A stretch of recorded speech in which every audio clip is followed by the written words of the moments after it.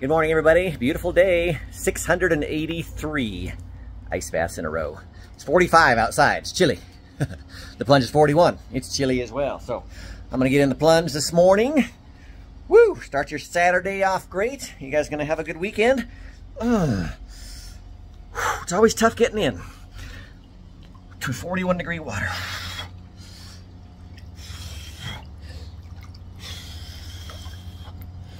Yes, let's do it. Saturday morning, guys. Playing with the dog this morning. Jack, our whippet. Woo, how many of you guys have pets? Do you have dogs, cats? What do you guys have? I'm always curious. I know there's a lot of dogs in our neighborhood. I see them all the time walking. And it's interesting if you research the history of pets and dogs and how we've domesticated them and how much they add to our lives.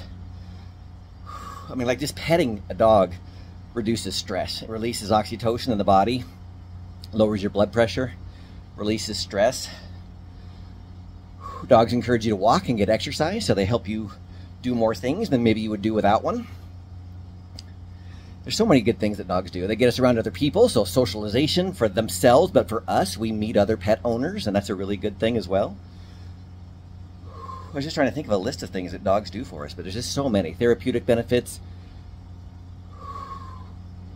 getting us involved in other projects, a regular routine. You have to feed the dog regularly, take care of it, so this ingrains habits and structure into our lives as well as into their lives. Those are all good things.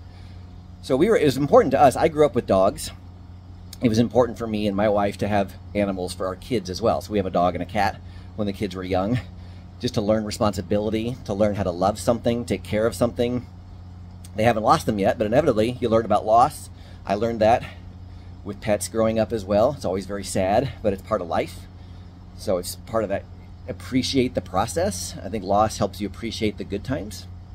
I was just curious if you have dogs or if you have pets out there, how many people do? I know a lot of people do.